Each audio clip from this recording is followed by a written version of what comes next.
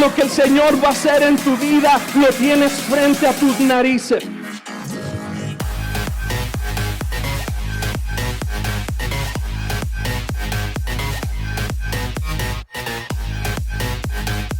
Pero cuando una iglesia está conectada con el Señor, pero tiene una mentalidad abierta a los cambios, seremos respuesta para un mundo que está en crisis. Dios está buscando a hombres y mujeres conforme a su corazón.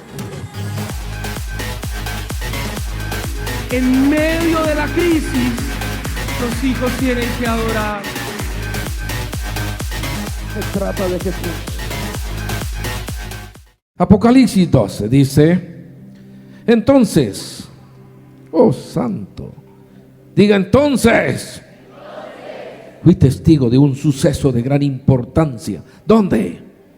En el cielo. Vi a una mujer vestida del sol, con la luna debajo de los pies y una corona de 12 estrellas sobre su cabeza. Estaba embarazada y gritaba a causa de los dolores de parto y de la agonía. Luego fui testigo de otro suceso importante en el cielo. Vi a un dragón rojo con 7 cabezas y 10 cuernos y una corona en cada cabeza. Con la cola arrastró. ¿Qué arrastró? La tercera parte de las estrellas del cielo. Las arrojó a la tierra. Cuando la mujer estaba a punto de dar a luz, el dragón se paró delante de ella, listo para devorar al bebé en cuanto naciera. Ella dio a luz a un hijo que gobernaría a todas las naciones con vara de hierro. Al dragón le arrebataron el hijo. ¿Y qué pasó? Y lo llevaron hasta Dios y su trono. Y la mujer, ¿qué hizo? Huyó al desierto, donde Dios había preparado un lugar para que la cuidaran durante 1260 días. ¿Cuánto es ese tiempo? 3 años y medio. ¡Wow! ¿Sabían ustedes que el lugar donde va a huir ella se cree que es este? Se cree que este es el lugar a donde va a huir la mujer que menciona Apocalipsis capítulo 12. Versículo 7 dice: entonces hubo guerra en el cielo. Miguel y sus ángeles lucharon contra el dragón y sus ángeles. El dragón perdió la batalla. ¿Quién perdió la batalla? El dragón es el diablo, Satanás. Nuestro adversario perdió. Él es perdedor. Él es perdedor. Hubo guerra, lucharon, dice. Miguel y sus ángeles lucharon contra el dragón y sus ángeles. El dragón perdió la batalla y él y sus ángeles fueron expulsados del cielo. El que engaña al mundo entero fue lanzado a la tierra junto con todos sus demonios. Oh santo, diga ay, ay, ay. Luego oí una voz fuerte que resonaba por todo el cielo: por fin han llegado. Esa voz resonaba ¿por dónde? Por todo el cielo. Por fin han llegado la salvación y el poder, el reino de nuestro Dios y la autoridad de su Cristo. Pues el acusador de nuestros hermanos, el que los acusaba delante de nuestro Dios día y noche, ¿qué pasó? Ha sido lanzado a la tierra. Ellos lo han vencido. Ellos lo han vencido. Aleluya. ¿Con qué lo vencieron? Wow. Ellos le han vencido por medio de la sangre del Cordero y por el testimonio que dieron. Y no amaron tanto la vida como para tener miedo a la muerte. Pues el diablo ha descendido a ustedes con gran furia, porque sabe que le queda poco tiempo. Cuando el dragón se dio cuenta de que había sido lanzado a la tierra, persiguió a la mujer que había dado a luz al hijo varón, pero a ella se le dieron 2 alas como las de una gran águila, para que pudiera volar al lugar que se había preparado para ella en el desierto. Allí sería cuidada y protegida lejos del dragón, durante un tiempo y la mitad de un tiempo. 1260 días, 3 años y medio. Luego el dragón trató de ahogar a la mujer con un torrente de agua que salía de su boca.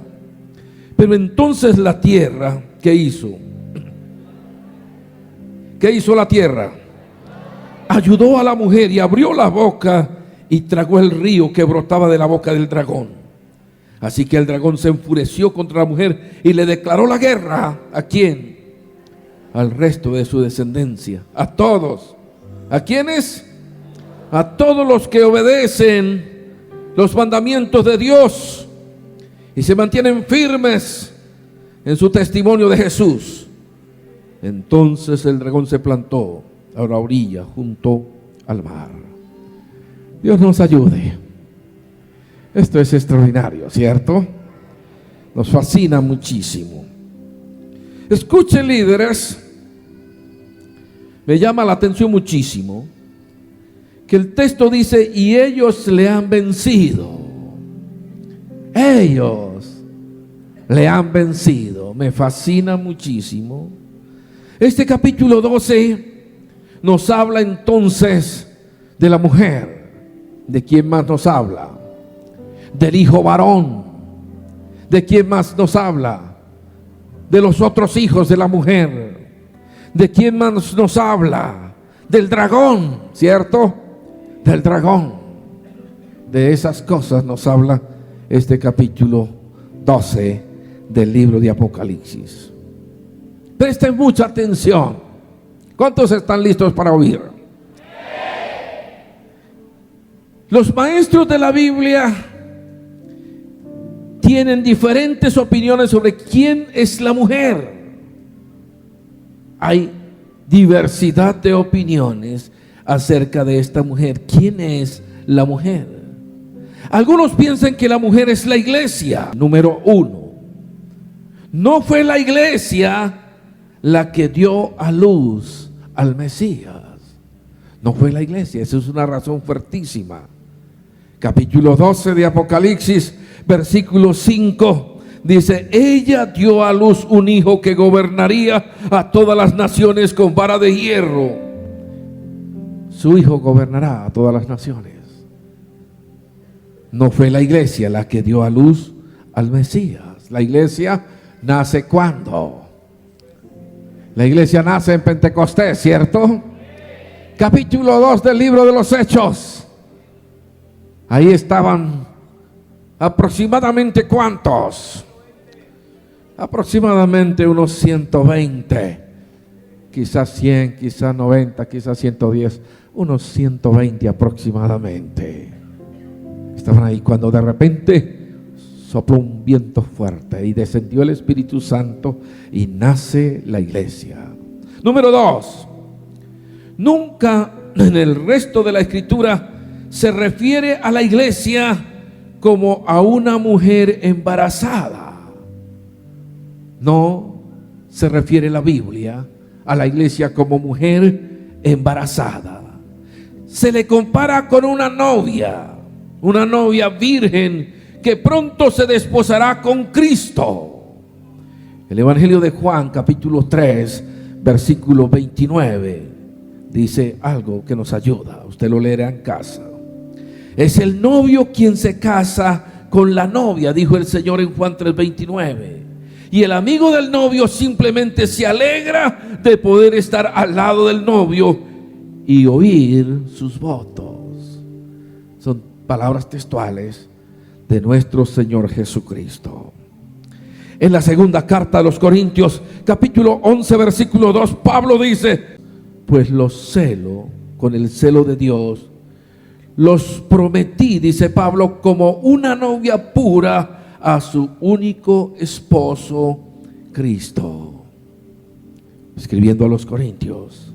Creemos que la iglesia es arrebatada al cielo. Tesalonicenses, en el capítulo 4, versículo 16, Pablo dice: pues el Señor mismo descenderá del cielo con un grito de mando. Eso será espectacular.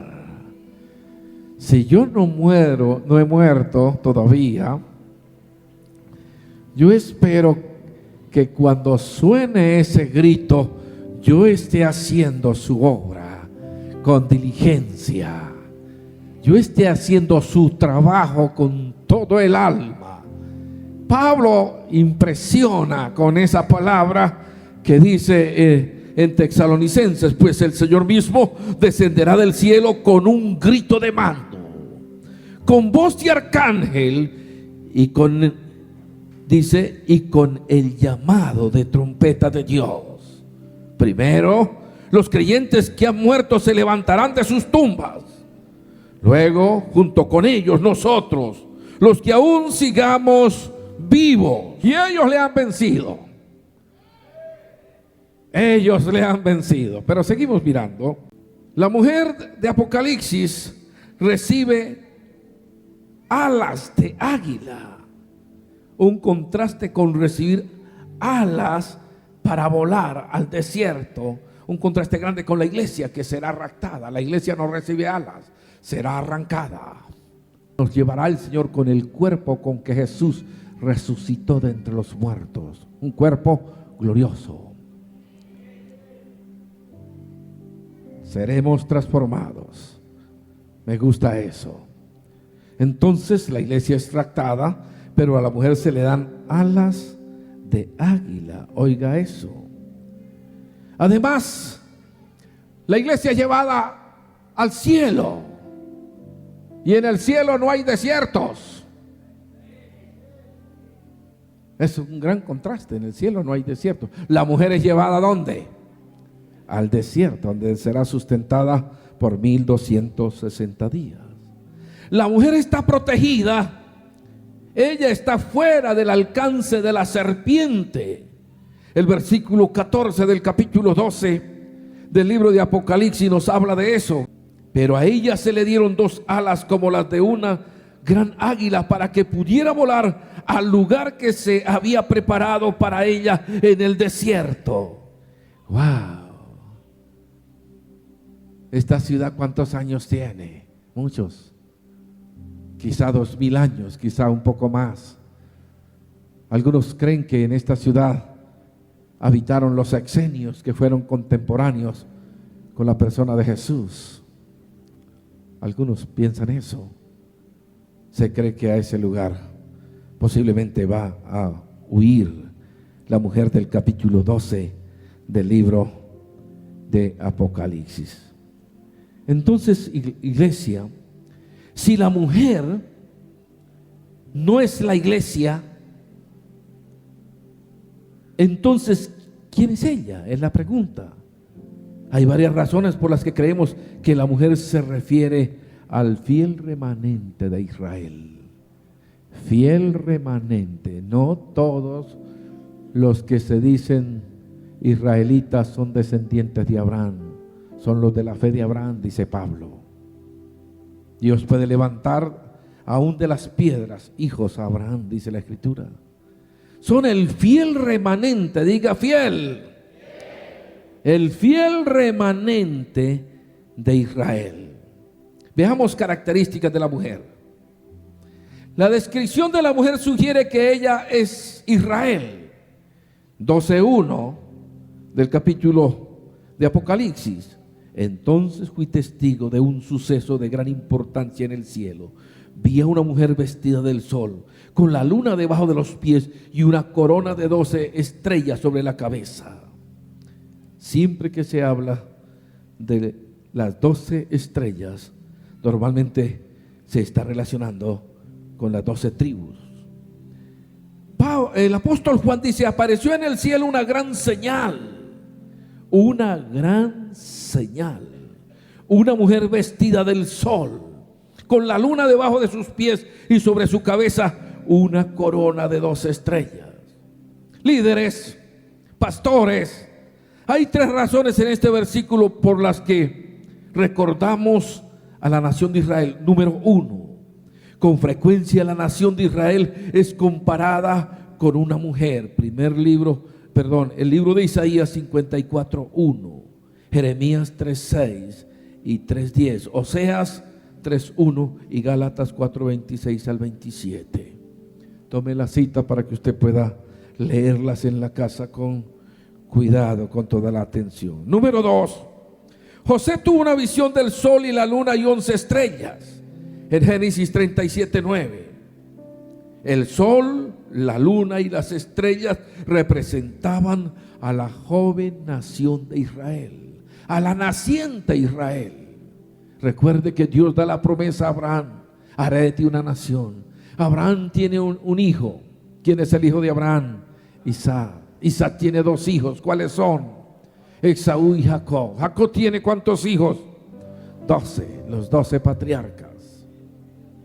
Y con ellos, más sus hijos, 70 personas descienden a Egipto. Y de Egipto, después de 400 años, salen más de 2 millones de judíos.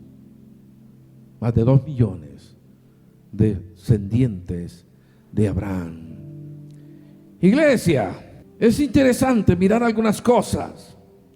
La luna y el sol tienen significados interesantes. José tuvo esa visión, ¿cierto? El sol, la luna y las estrellas representan a esta nación. El sol representa la gloria del Mesías, su intensidad, la gloria de la nación de Israel. En Lucas 2:32, Él es una luz para revelar a Dios a las naciones, llevar el conocimiento, y es la gloria de tu pueblo Israel. Qué enorme privilegio tenemos nosotros, ¿cierto?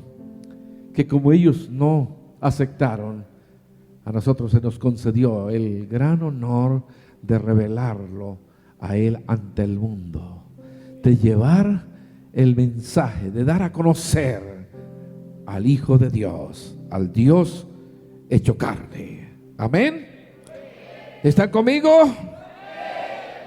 La luna debajo de los pies de la mujer representa su dominio sobre cosas con menor gloria. Estas pueden ser la ley, el templo y sus promesas. Pablo escribe a los romanos en el capítulo 9, versículo 4. Pablo dice: ellos son el pueblo de Israel, elegidos para ser los hijos adoptivos de Dios. Él les reveló su gloria, hizo pacto con ellos y les entregó su ley. Les dio el privilegio de adorarlo y de recibir sus promesas maravillosas.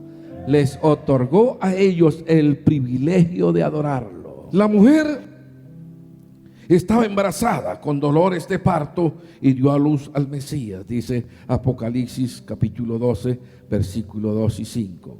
Jesús era judío, por lo tanto su nación era Israel. La nación de Israel es la nación de Jesús, por lo menos era su nación. Sigue siendo su pueblo, ¿cierto? Nosotros somos su iglesia. Nosotros no somos el pueblo, somos la iglesia del Señor, redimida con la sangre del Cordero, redimida. ¿Cuántos son la iglesia del Señor? Los dolores de parto de la mujer pueden referirse a las pruebas de los judíos a través de los años. Ustedes saben que Jesús muere aproximadamente en el año 30. En el año 70, 40 años después, Jerusalén es invadida por los ejércitos romanos y fue destruida la ciudad, fue destruido el templo. Esos grandes edificios que hacían sentir orgulloso a los judíos y que aún los discípulos de Jesús parecían muy impactados. Usted lo puede mirar en el capítulo 24 de San Mateo. Vayamos un momentito.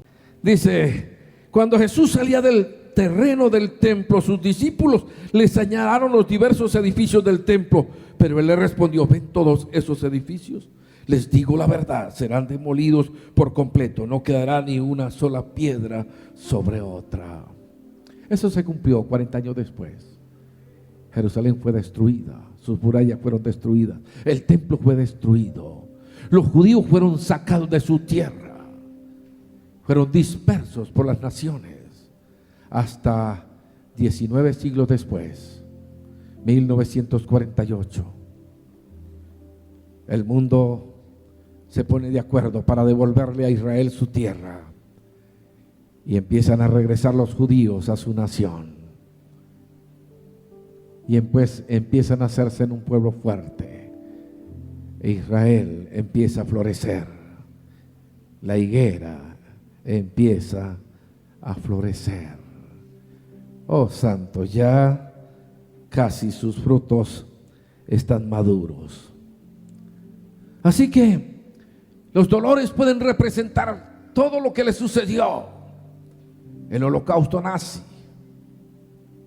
7 millones de judíos acribillados. El odio del infierno hacia esta nación. Pero el Señor dijo: bendeciré a los que te bendigan.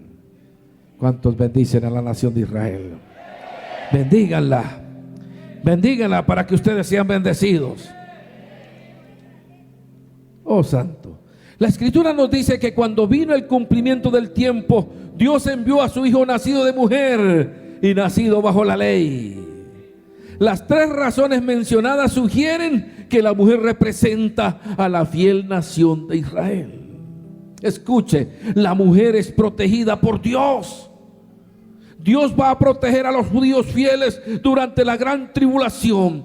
Va a proteger a los 144,000 sellados. Y la mujer vestida con el sol ilustran la protección de Dios. Escuche eso. Sin embargo, este es el tiempo de la angustia para Jacob. La tribulación es el tiempo de la angustia. Parece que las 2/3 partes de los judíos perecerán durante la tribulación. Las 2/3 partes.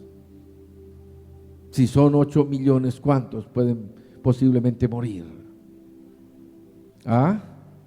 2/3 partes. Casi 6 millones podrían llegar a perecer. Llama mucho esto la atención, ¿verdad? Zacarías lo dice en el capítulo 13, versículo 8, y Daniel en el capítulo 7, versículo 25. Escuche esto que me fascina. ¿Qué es lo que representan las 2 grandes alas del águila? Nos recuerdan de cómo Dios liberó a Israel de Egipto. Dice la Escritura: vosotros visteis lo que hice a los egipcios, y cómo os tomé sobre alas de águila y os he traído a mí. Éxodo 19:4. Por lo tanto, las alas representan la ayuda y protección de Dios durante la tribulación. Note algo: la mujer huye al desierto. A este lugar, algunos sugieren que es ese lugar. ¿Sabe que muchos cristianos que van a Israel visitan este lugar?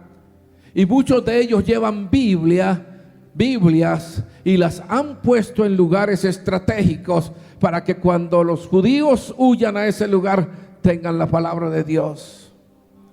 Muchos cristianos llevan alimentos que no perecen, imperecederos, y los han colocado en esas grandes salas, porque adentro tienen grandes salas, grandes lugares tienen adentro, para que ellos tengan ayuda.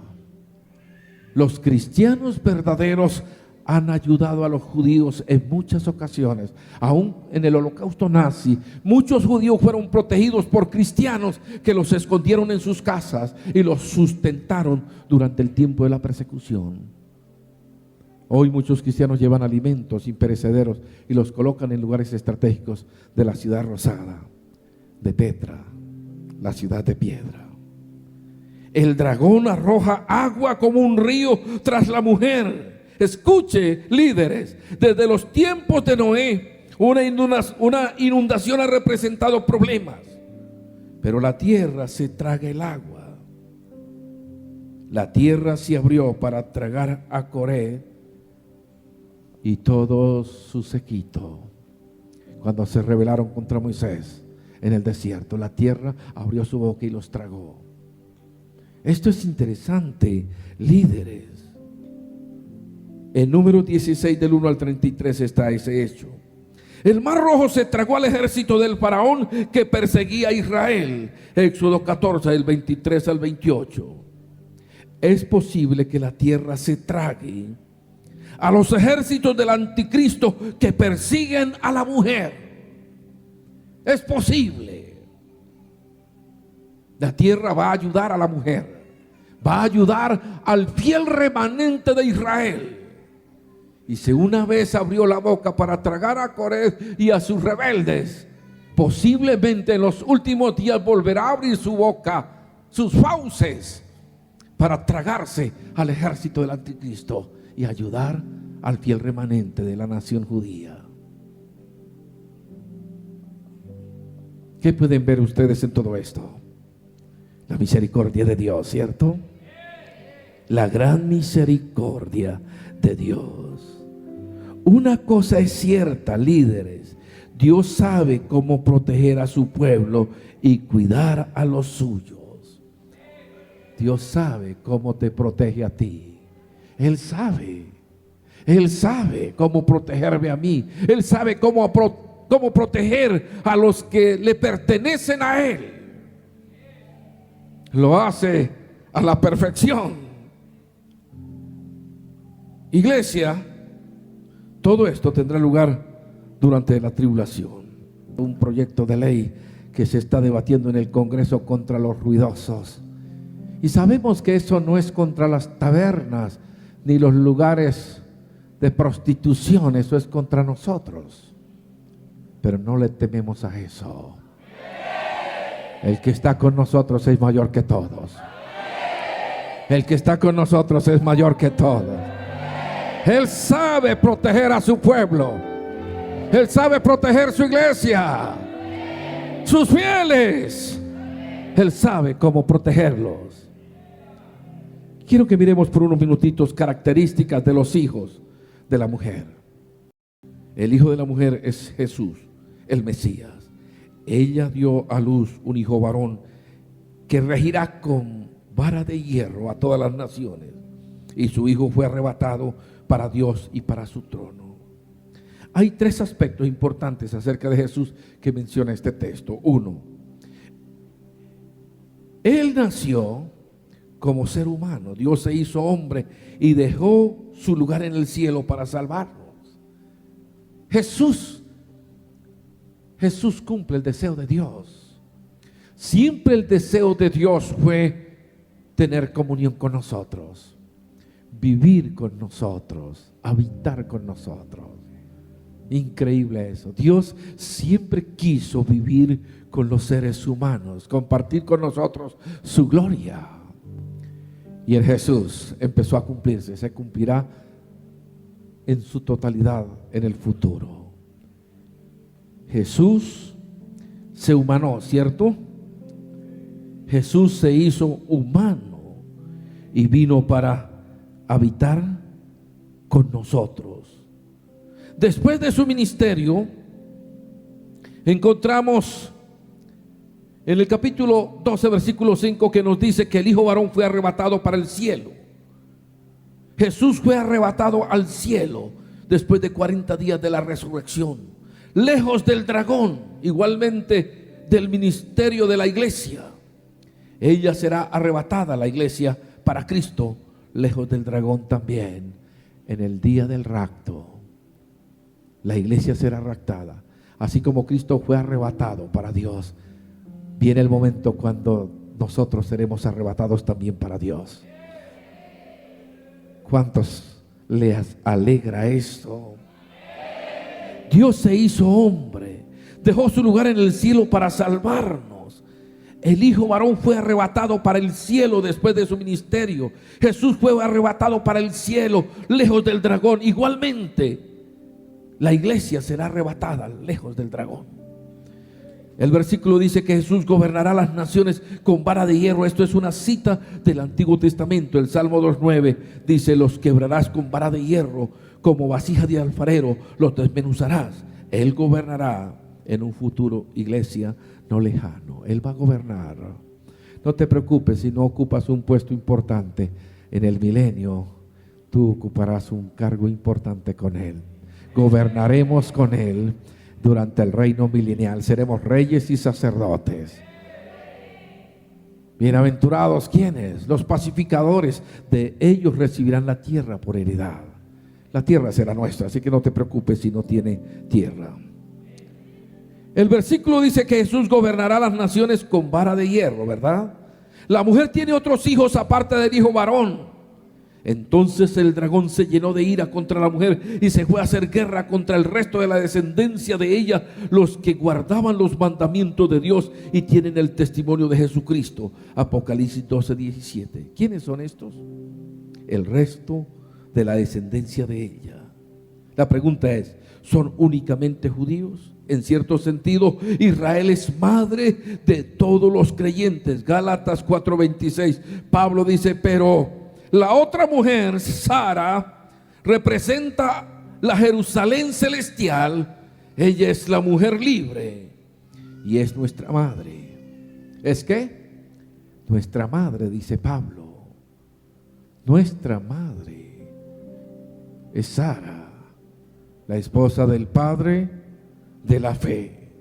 El resto de los hijos de la mujer puede incluir, iglesia, a todos los creyentes del tiempo de la tribulación, todos los que se van a convertir durante ese tiempo, la mayoría de ellos judíos, y quizá muchos de aquellos que no oyeron de Jesús durante el ministerio de la iglesia.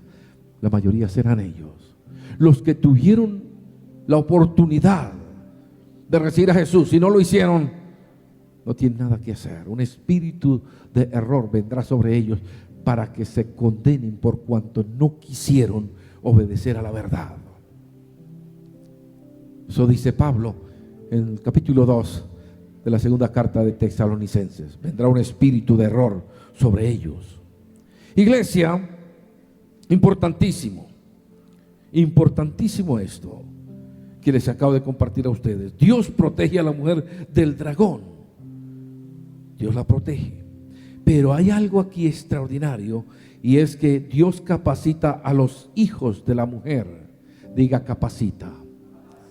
Para vencer al dragón, para vencer al diablo. A ella la protege, al fiel remanente la protege. A sus hijos los capacita para vencer al dragón, para vencer al diablo. Oh santo.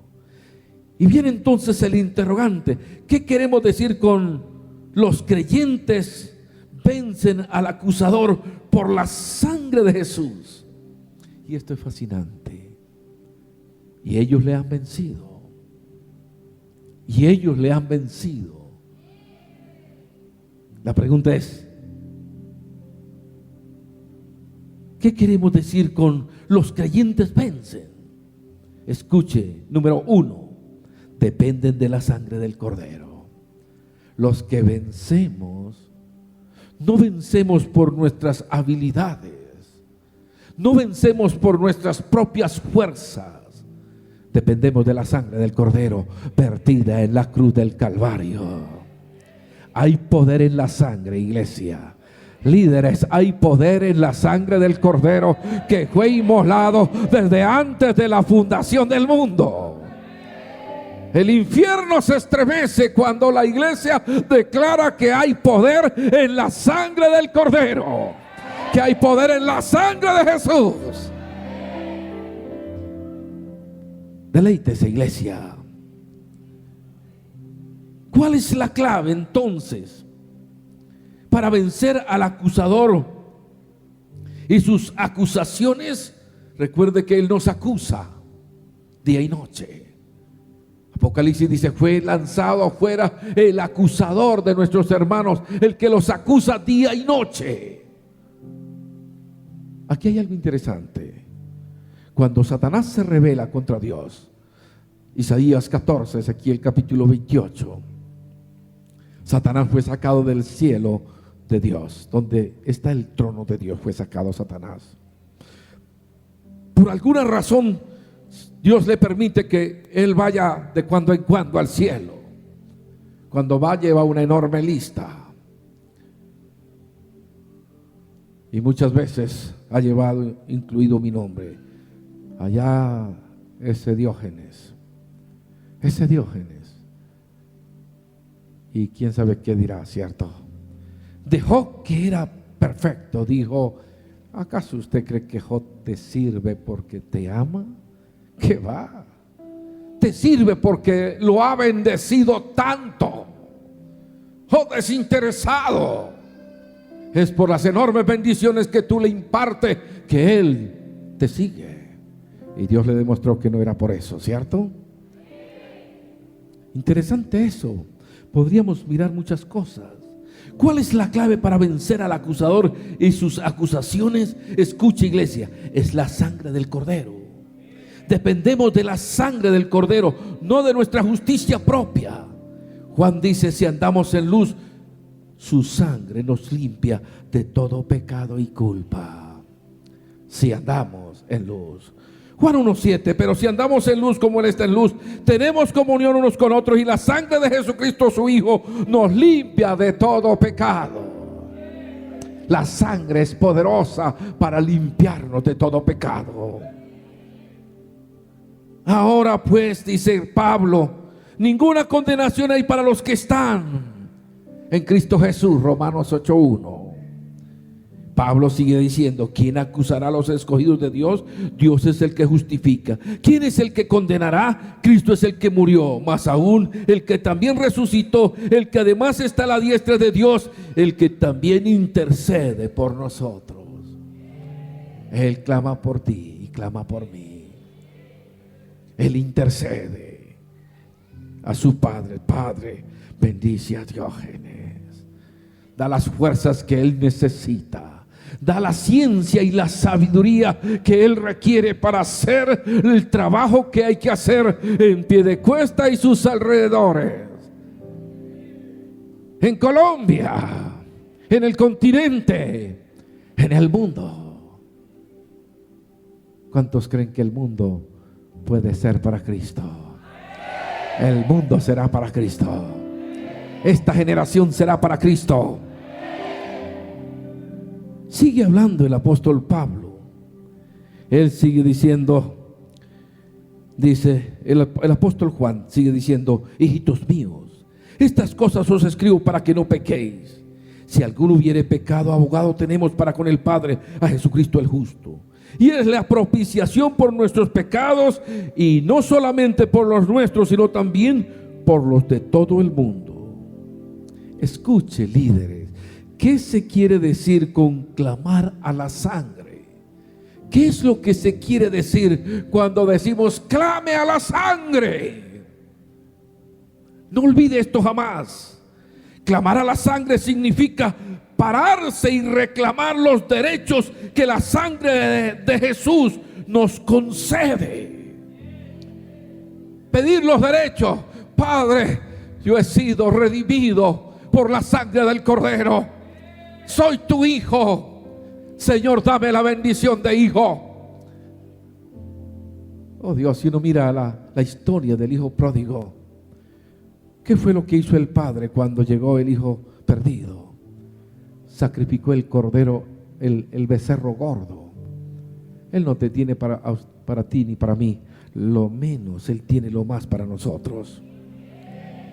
¿Qué significa? ¿Qué significa? ¿O qué queremos decir con clamar a la sangre? Escuche, significa pararse y reclamar los derechos que la sangre de Jesús nos concede. Cada derecho y privilegio que recibimos de Dios es por la sangre de Cristo. Fuimos hechos sus hijos. Se nos otorgó el privilegio de ser sus siervos. Cuando Satanás lo acuse, clame a la sangre de Jesús. Es decir, confiese y afirme su confianza en la sangre pues esta es nuestra cobertura total y nuestro perdón. Hace expiación por nosotros, es decir, satisface a nuestro Padre Celestial. Satisface a Dios.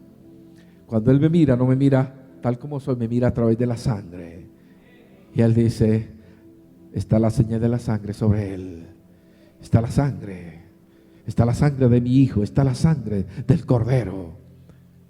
Y por esa sangre preciosa, Él me perdona y me bendice. Satisface a Dios la sangre del Cordero. El Padre nos acepta y nos ama, pues somos santos y sin mancha en los ojos de Dios. Pablo dice, incluso antes de haber hecho el mundo, Dios nos amó y nos eligió en Cristo para que seamos santos e intachables a sus ojos. Desde antes ya nos conocía. Iglesia, clame a la sangre. La sangre de Jesús es la única respuesta que necesitamos para vencer las acusaciones de Satanás. Tenemos plena confianza en Cristo, quien en el Calvario borró cualquier acusación. Muchas de estas acusaciones es porque nosotros le hemos permitido al diablo algunas cosas. Hemos hecho tonterías que él las sabe usar para acusarnos.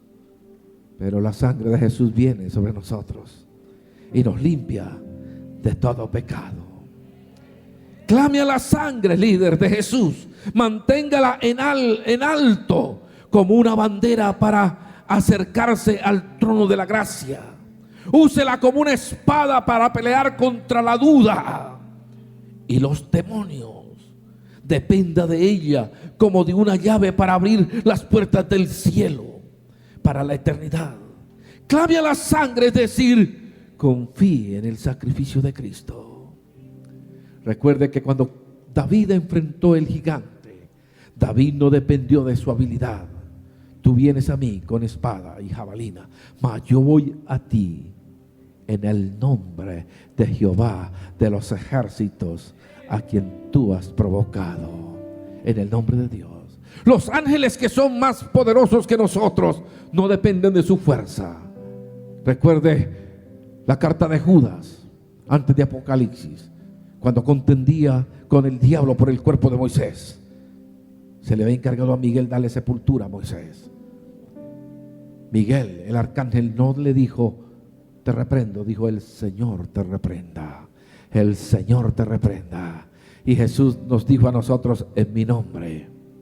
Jesús dijo, en mi nombre echarán fuera demonios, hablarán nuevas lenguas. Si tomaren serpientes en sus manos o bebieren cosa mortífera, no les hará daño. Sobre los enfermos pondrán sus manos, sanarán. Oh Dios santo, ¿cuántos están bendecidos? Durante una enfermedad, se dice, una enfermedad muy grave, Martín Lutero estaba tendido en su cama y Satanás llegó a visitarlo. Satanás también visita a los creyentes. Satanás vino a visitar a Martín Lutero, que estaba muy enfermo, estaba tendido en su cama. El acusador, sonriente, le dejó ver un rollo grande y pesado que llevaba consigo. Desplegó el rollo y este llegó hasta el piso y se mantuvo abierto sin que nadie lo sostuviera. Era una lista de los pecados que Lutero había cometido. Los ojos de Lutero leyeron las acusaciones una por una y luego un pensamiento del cielo entró en su febril mente.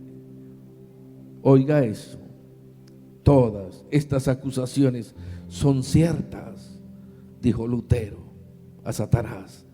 Todas estas acusaciones son ciertas, pero te has olvidado de una cosa. Le dijo Lutero a Satanás, te has olvidado de una cosa. La sangre de Jesucristo me ha limpiado de todos mis pecados. Inmediatamente el acusador recogió el rollo y huyó de la presencia de Lutero. Lutero venció a Satanás por la sangre del Cordero. Lo venció por la sangre. Muchas veces no hemos cometido pecados de muerte, pero hemos cometido pecados de omisión. Sabiendo hacer, no lo hicimos. Pero lo vencemos por la sangre. Ellos le han vencido. Número 1, por la sangre. Oiga eso. Número 2, porque lo confiesan. Continúan confesando públicamente que Jesús es Salvador y Señor. Primero le vencemos por la sangre. Número 2, lo vencemos porque confesamos que Jesús es el Hijo de Dios. De tal manera amó Dios al mundo que envió a su Hijo para que todo aquel que en él cree no se pierda, mas tenga vida eterna. Dios demanda que cada creyente confiese a Cristo en público. Él demanda, Él espera que nosotros le confesemos públicamente. Nos dará la gracia para mantener firme nuestra confesión de fe. Escuche esto. Pero Dios nos salvará a aquellos que se avergüenzan de confesarlo públicamente. Esto que digo es espantoso. Corro el riesgo de ser apedreado. Los líderes religiosos se enojan fácilmente y no piensan en otra cosa que en apedrear a aquellos que consideran que los lastiman. Jesús dijo algo: cualquiera pues que me confiese delante de los hombres, yo también le confesaré delante de mi Padre que está en los cielos. Y a cualquiera que me niegue delante de los hombres, ¿qué dice Jesús? Yo también le negaré delante de mi Padre que está en los cielos. Le vencemos por la sangre, le vencemos por el testimonio. Oh santo, palabra fiel es esta: si somos muertos con Él, también viviremos con Él. Si sufrimos, también reinaremos con Él. Si le negáramos, Él también nos negará. Si fuéramos infieles, Él permanece fiel. Él no puede negarse a sí mismo. Segunda de Timoteo 2, 11 al 13. Y por último, escuche esto: los que lo vencen prefieren morir antes que negarlo. Prefieren morir. Lo vencieron por la sangre. Lo vencemos porque testificamos de Él a diario. Y lo vencemos porque preferimos la muerte antes que negar que Él es el Señor. Los cristianos primitivos iban a la hoguera. Los soldados romanos le preguntaban: ¿César es el Señor? Ellos decían: no, César no es el Señor, Jesús es el Señor, Jesús es el Señor, Jesús es el Señor. Y iban al martirio. Ellos no amaron sus vidas. Oh Dios santo, no amaron sus vidas. Quiero que terminemos yendo a ese texto que me impacta tanto, Apocalipsis 12. 3 cosas para vencerlo: la sangre, testificar de Jesús y no amar las vidas. Capítulo 12 dice: oh santo, 11, ellos le han vencido por medio de la sangre del Cordero y por el testimonio que dieron. Y dice: y no amaron tanto la vida como para tenerle miedo a la muerte. No amaron tanto, prefieren morir. Algunos vencen porque el diablo huye de ellos. Otros, como Esteban y Antipas, el testigo fiel de Apocalipsis 2, vencen por mantenerse fieles a Jesús hasta la muerte. Escucha, iglesia, Jesús murió por nosotros. Algunos debemos morir por Él. El siervo no es mayor que su maestro. Ya sea en la vida o en la muerte, somos más que vencedores por medio de Jesús. Pablo dijo, iglesia: ni la muerte ni los demonios pueden separarnos del amor de Dios que es en Cristo Jesús, Señor nuestro. Nuestra fe, oiga eso, nuestra fe en Él es la victoria que vence al mundo. Nuestra fe en Él, la fe en Jesucristo y en su sangre nos guardará de la hora más oscura. No le tenga temor a eso. Nos guardará. La fe en Jesús y en su sangre le guardará a ti y me guardará a mí.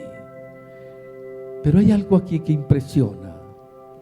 Sin embargo, escuchen, líderes, para ganar una carrera, el creyente debe permanecer en ella.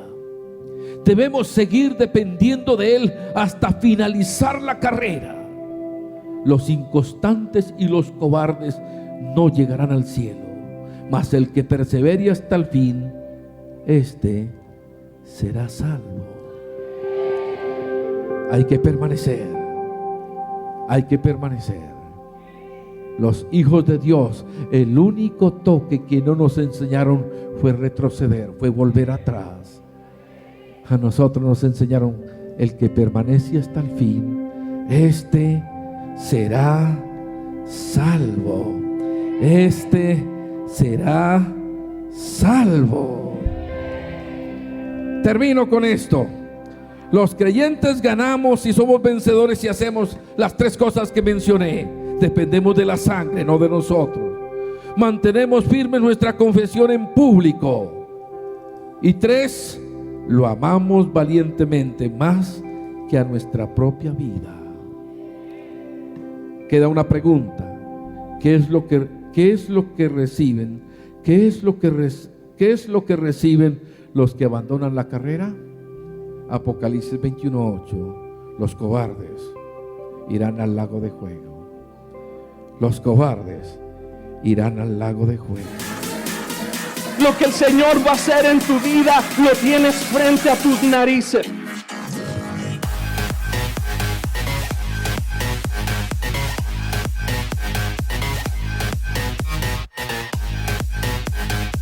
Pero cuando una iglesia está conectada con el Señor, pero tiene una mentalidad abierta a los cambios, seremos respuesta para un mundo que está en crisis. Dios está buscando a hombres y mujeres conforme a su corazón. En medio de la crisis, los hijos tienen que adorar. Se trata de Jesús.